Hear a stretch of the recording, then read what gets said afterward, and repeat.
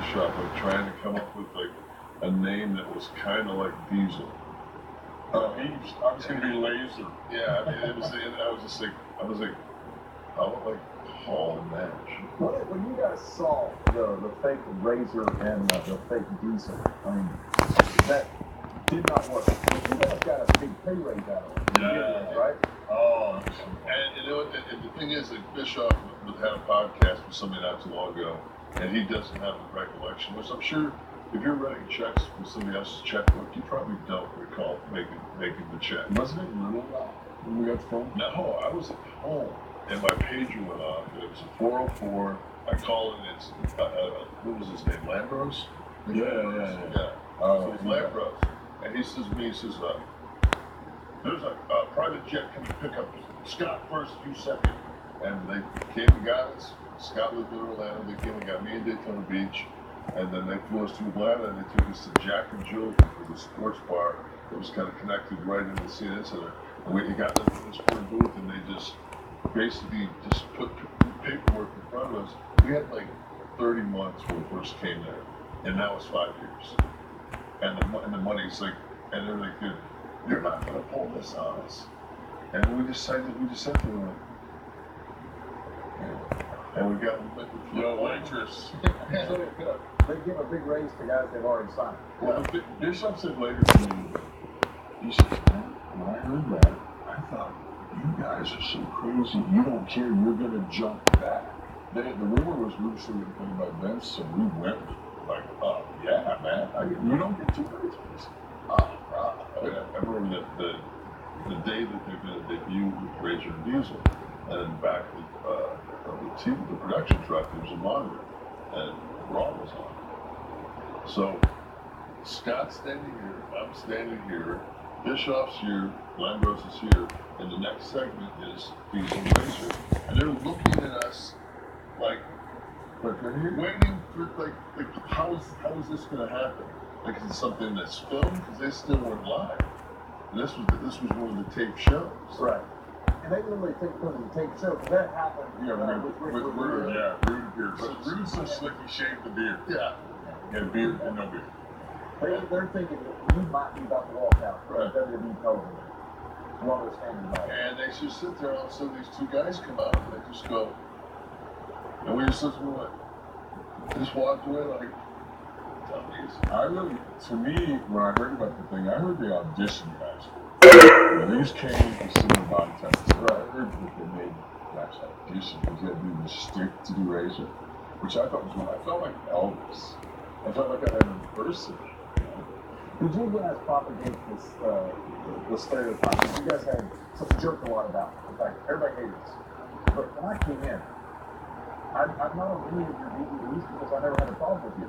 So they interviewed me, they said, how bad was the kid? They weren't bad to me at all. I remember you, one time we were in Europe, you just came in, and you had your rope with the bell on it, and I took it, you were looking for it, and then you said, well, I gotta go to the ring, and then I just, during your match, I was standing over by the grill position, and I would make the cowbell noise. I saw you just look back one time and we made eye contact, and you just smiled at me, and I just said, he's not going to sell it. But it's true, the rumor's true. You only rib guys you like. So when somebody new comes in, then everybody's checking, this is a sellout at the curtain. And they're like, wow, he can go. Yeah, he can work with him. Absolutely. When you guys were there, when I first came in and before, they talked about how fractured the wrestling was. You had the BSK clique, which was Undertaker, and some Samoans, Godfather, a bunch of guys. Tom was kind of in there in the periphery, wasn't he? Right. You had the clique play. Was there really that much animosity? Because I just don't remember that much. I remember the animosity between Bret and Shawn, because they're both out in the same spot. And there was I guess a personal rivalry as well. I know that Bam Bam and DiBiase did like us. They went in and told Vince that we dissolve the clique or we leave. That's basically take it down. And then Vince met with you guys in Indianapolis in that famous meeting, and he basically I remember him saying, can I be part of it? He said, yeah, you're a fanatic about the business, yeah. And when you were working down at WCW, you had the terrible gimmick with the odds that I think Dusty put on you. Yeah. And you did Vinny Vegas, that's when Sean sees you. And you faxed a letter from WCW headquarters, right? Yeah, I actually went in Iverson's office and got my letter of release. I didn't have a fax machine. You know, I would have went to the library at that time, you know, 1996.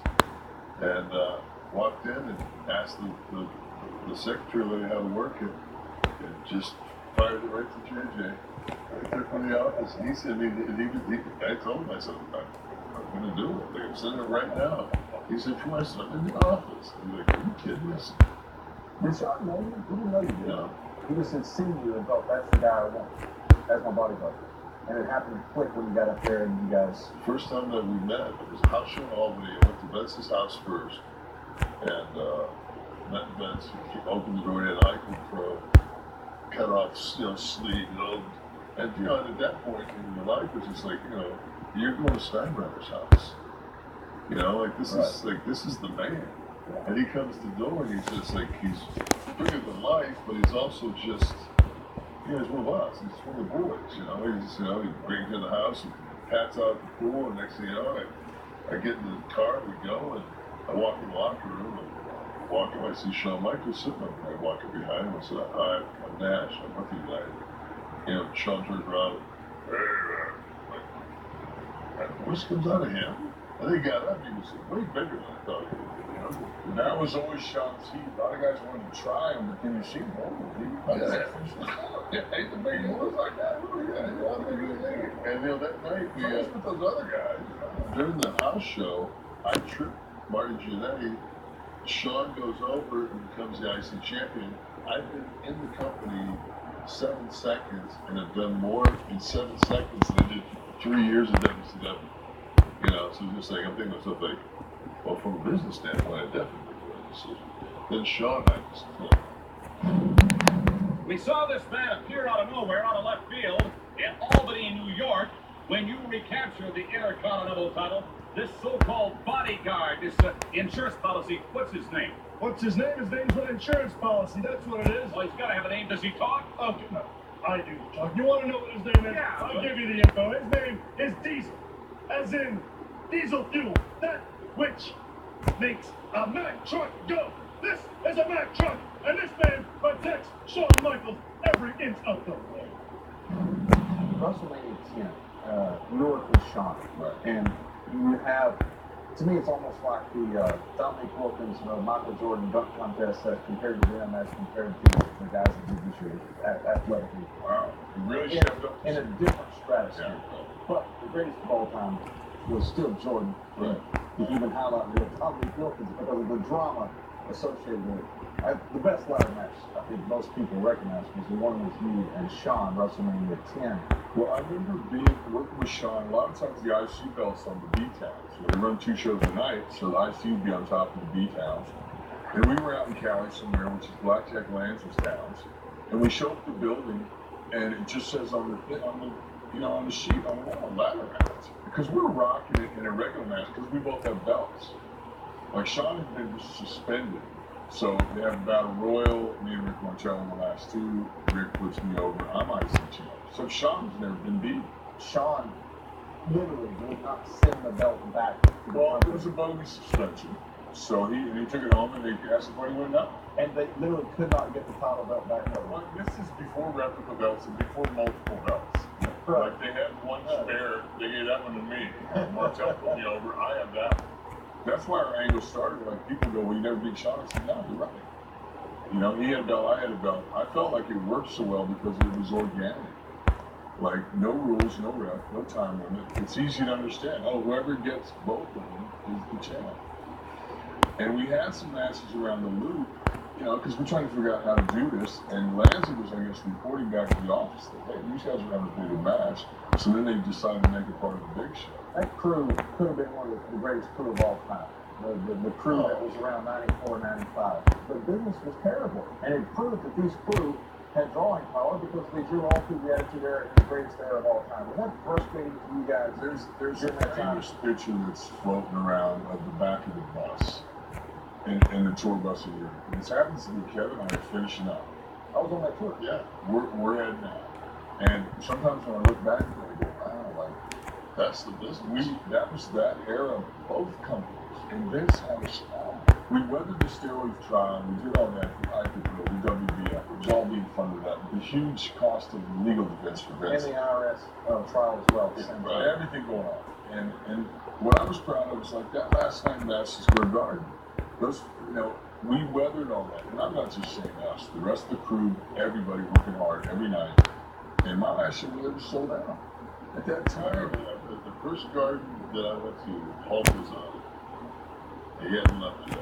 And the house was 112,000. And that night that we left, the house was the highest grossing house they ever had. It was the highest non-pay-per-view It house. was over 300. So My for me, first it time- was just like, okay. And then I always get the quotation of, I didn't draw. Nobody did.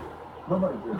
Does it break you a little bit when people say that? Because you went on to be one of the biggest draws and called the biggest era in wrestling history. I look at it as it's like, people don't realize that when they made me the champion, I probably have had 100 matches. I mean, I just never worked. I came in as with the Mohawk as Steel, my partner. We have 8, 10 matches. We go to a Christmas television taping. He doesn't want to do a job in the Steiners. They fired him and told me to get my hair out. I sit home for a year and a half, come back, they put a dunce hat on me. That works for about a week. I go home and sit down for that. I become Vinny Vegas. I work a little bit, then I come in. First 12 months I'm at the WWE, I'm a bodyguard. And finally I worked some tags here and there with Sean, but nothing's, they're not We're all riding together because I'm working with Sean. And we're both, you got a guy like Kev, and we got Pat Patterson's calling stuff. Pat's in your ear, he's helping you, you guys, come on, a little something extra, you're the main event, come on. So, why not feature the guy? We decided, okay, he does one thing and it changes everything. If he hits you, that was the finish. Oh, that was it. Or, one thing, bang, that's the lead, Why not?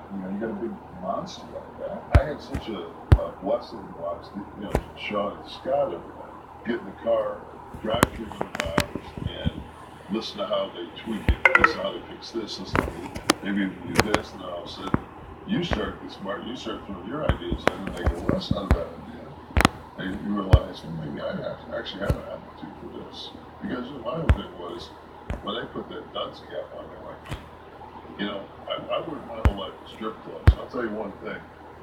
You work at a strip club and it's a high-end one with beautiful women, you don't show up late to work.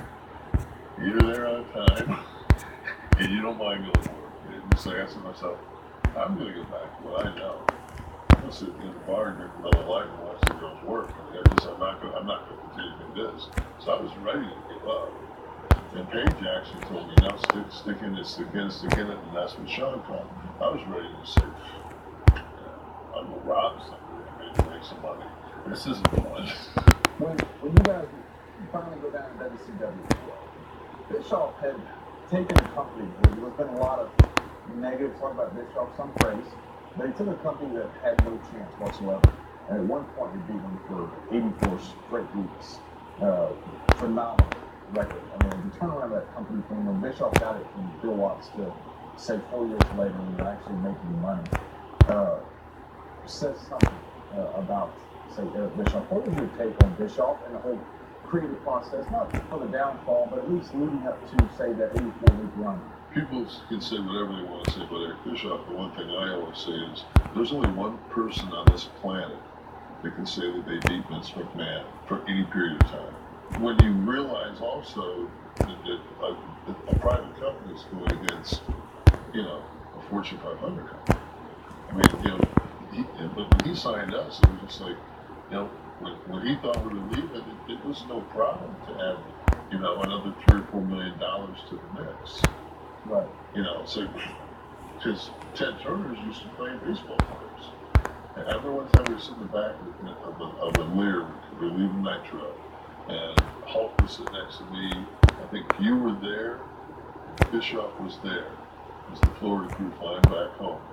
Bischoff looked up and, everybody goes, put yourselves over. He said, I want to put him out of business. And it was just like that. No. I we went, oh, and the Hulk was the first one. Hulk said, my brother, he said, you can drive a stake through his heart. You want. Plus, the whole idea was, no, Eric, see, you don't want that because then you're not the golden boy of TNT. On top of that, too, it was like Bischoff never realized. I think everybody in that come from, the WWE realized that we were the 69 Mets.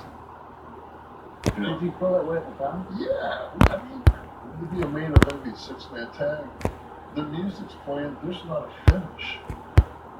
My take on the whole Eric thing was, for me, I always perceived Vince as the boss, and Eric was like a guy. I would talk to Eric because I have had FU conversations with him in back. We got in the ring, and it worked. Because I'm one of the guys, I'm going to lobby really hard for what I think we should do. It ain't always about me. Sometimes it is. Sometimes it's about somebody else. But I'll lobby my issue, and then I'll do whatever the consensus says, whatever the boss says. Now, I'm not afraid to come back if it didn't work and look at the guy and go, told you. Or if we do my idea and it works, I'd love to say I told you so. But to me, another distinction I noticed right away, having floundered in WCW before, coming here and learning how to get over, going back there was, WCW is a television company that produces a wrestling show. The WWE is a wrestling company that produces a television show. Now, guys like us are going to understand that. So some people, they may not get the difference. It's a huge difference. It's a huge difference. Because our cameraman, the same cameraman that we were here, from the very first time we were here. Right. And we, and we're going to Nitro, and the guy with the handheld on the floor just got done shooting NASCAR. And yes, the first time you might have ever shot a wrestling. No idea. And you go back, you watch the replay of Nitro, you're like, how can they possibly miss that many shots? Because they weren't wrestling guys. A wrestling crew is going to be adapted. They're going to know they've seen so many matches. Okay, this is fixing to happen. Get a shot of that. He's climbing to the top. Go wide. Those guys, it'd be like, because we'd be doing stuff, and then watching the back, oh, we almost got it. At one point, as you guys did a lot of things, I remember Rick Rude, he said, so let me get this right. Nowadays, we just go to the ring and say whatever's on our mind. And during that time, we had the Attitude Era, which you guys ushered in, and things became very real. What point goes too far? And the reason I ask this, I just watched the other day the Arn Anderson skit you did. Absolutely brilliant. I thought I repeated for the first time. It's one of these things I've never seen. I asked Arn about it, and Arn got very upset about it, but he wasn't upset about the character. He wasn't upset about the making fun of his hand. He said the law character said it was the beer. Before I go any further, let me let all the horsemen out here know one thing. Guys, the beer's on ice. All right, Daddy! He's standing there with like 6 Coors Lights in his hand. And he's telling me about, my wife says you made me look like a drunk. Oh, he's the town girl. And I looked at him and I said, Art, I came to you and asked you, can I have the cooler from your car? At one point, the Arn thing, it was a big deal. The reason I brought it up, a lot of people talked about it. But at what point does the behind the scenes not matter? When it boils down to it, there's really 6 storylines. The girls involved, 2 guys, the championship is involved, 2 tag team buddies or my partners of some sort. They get into. There's only a couple of real storylines or ways to do things, and a million ways to execute it. But when you get guttural, you think about some of the things that we did during that Attitude Era, and one of them was the hand. I'm talking about. I'm sitting there. Wow, that's. And to think that we took it that far, the 2 companies did. I watched the show now. It's just to me, John Cena has done what is almost impossible in the modern era, and that is to be a white hat babyface and not really. He doesn't. There's no gray matter. He, and and people are like, he's not over. And I'm like, you know what? One of my first TVs back, I was in Edmonton. I was sitting in the back of